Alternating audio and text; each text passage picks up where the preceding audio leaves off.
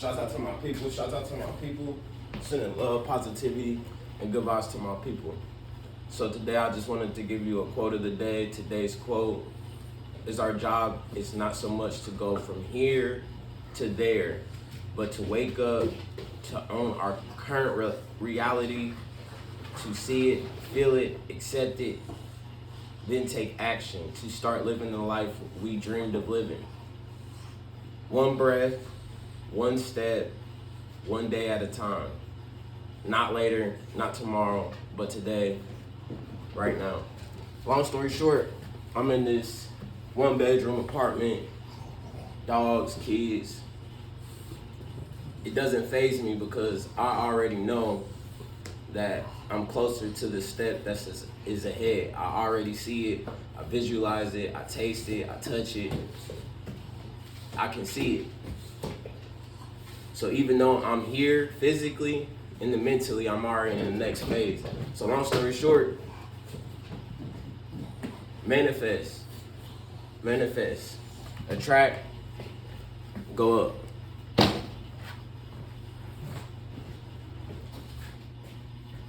A major challenge for all of us at different points in different areas of our lives.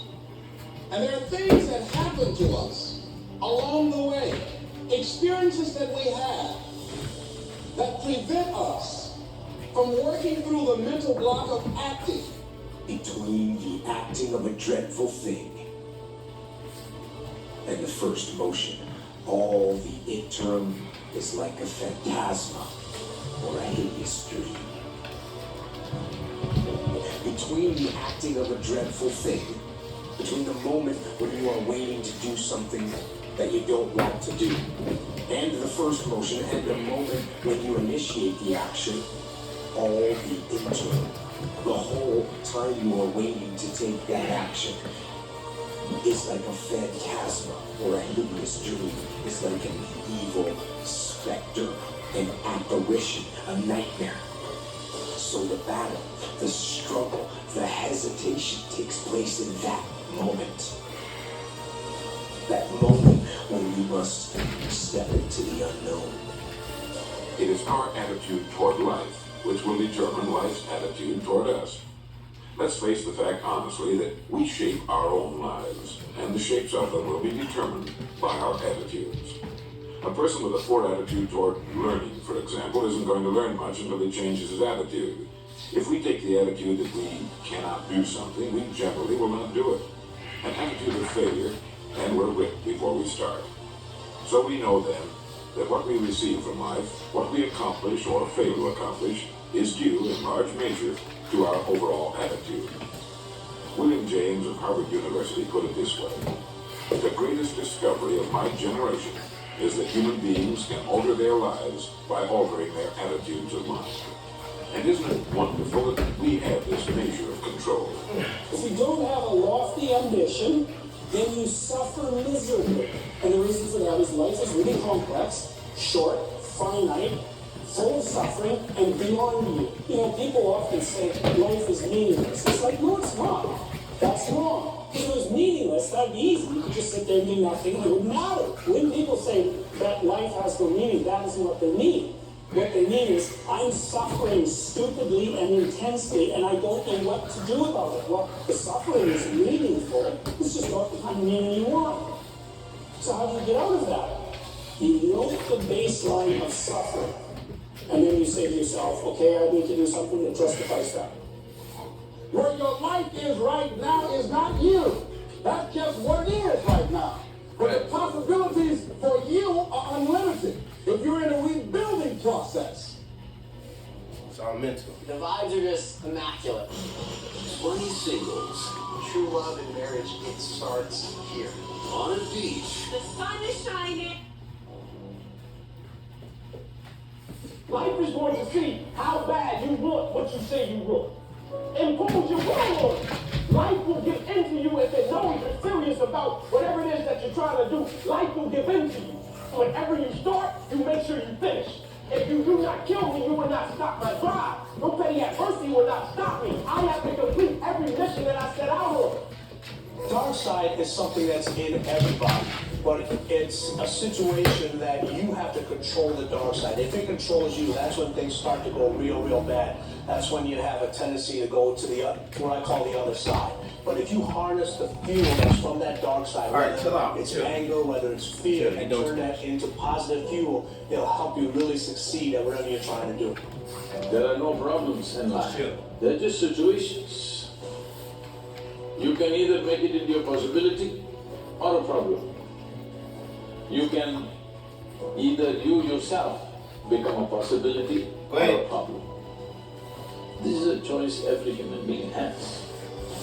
But to exercise this choice, you have to be in a certain way within yourself. Within yourself, you are in a certain state of equanimity, balance, and exuberance that no matter what life throws at you, you will make it into a wonderful possibility.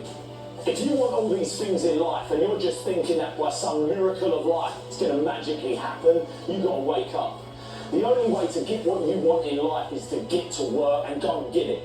To look at all your adversity and all the excuses square in the face and push yourself out of your comfort zone to achieve what you want.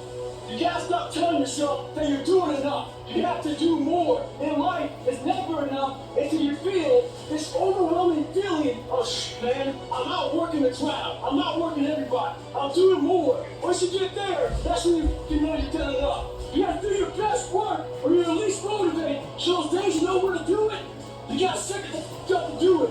From this day forward, set out to achieve greatness, not by looking for someone to give it to you, but by going through all of the blood, all of the sweat, all of the hard work, by going to work to set your own inner greatness free. No matter what anyone else has said, or how anyone else has made you feel before, it's there. So you had it harder than other people, but then you're gonna have to work a little harder. But trust me when I say, you have greatness inside you. Quite often, you just have to stand up and grab life by the throat and not let go until you succeed. If I had to choose one pervasive mentality in today's culture that I would deem the most dangerous, I would select the victim mentality. Playing the role of the victim means pointing the finger at someone or something outside yourself for things that are going wrong in your own life. This has to do with something called your locus of control. Someone who has an internal locus of control believes that he or she can influence events and their outcomes. But someone with an external locus of control blames outside forces, other people, circumstances, or even fate for everything. Take control. Everywhere I look in today's society, it seems that more and more people have an external locus of control. For example, if someone is having trouble getting a job and they blame it on the current political or economic landscape, they are demonstrating an external locus of control. Or if they often catch colds and blame them on their coworkers or germ-riddled work environment, that's an external locus of control mindset. Another one is when someone is constantly in debt and they blame inflation or the high cost of living rather than taking responsibility for their own financial planning and budgeting. If someone goes through a divorce or a bad breakup and is still in pain 5 years later and blaming it on the ex, that's an external locus of control. Essentially, we are choosing to have an external locus of control anytime that we are pointing the finger away from ourselves for anything going on in our life. Here's the problem with this kind of thinking. It takes away your power. By playing the blame game, you're effectively throwing up your hands and saying, well, I'm a victim, and there's not a damn thing I can do about it. The moment you blame someone else for something you're feeling or experiencing is the moment that you give up your power. By giving your power away, you are making a decision to effectively let life happen to you. You are refusing to take responsibility for your own life. As you might imagine, that can be a very destructive pattern to set. In order to stay connected with our best self, we need to always take responsibility for what happens in our life. We need to find a way to have control, even in moments where it just seems like the world is out to get us. Sure, bad things happen that are outside of our control. But here's the key. We we are 100% in control of our reactions to those things. We can choose to spiral into depression, anxiety, anger, resentment, or frustration and just pull the covers back over our head. Or we can choose to react in a way that benefits us and those around us. If we fail a test, we can analyze what went wrong and study in a more effective way before taking it again. If we keep catching a cold, we can learn about how to boost our immunity and overall health.